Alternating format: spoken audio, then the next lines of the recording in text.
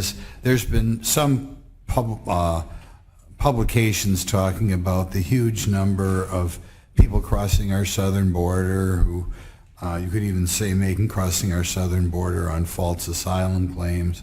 A lot of these people perhaps being taken advantage of. What is your office doing to prevent people who are not in this country legally from A, maybe taking jobs away from American workers, and B, making sure that their employers are obeying all the laws, particularly with regard to age?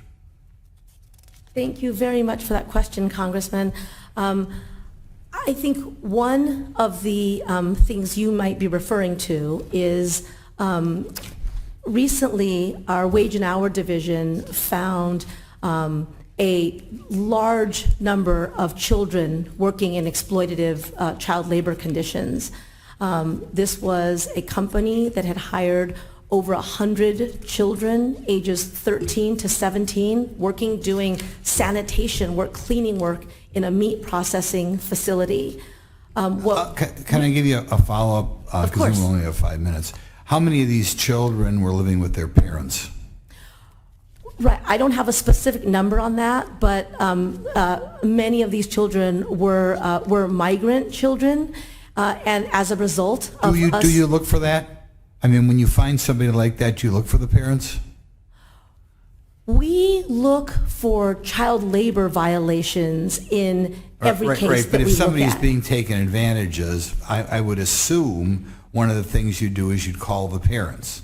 Do you call the parents? Do you look into where the parents are? Well, in this case, what happened, again, some of the kids were 13 years old and they were working the night shift.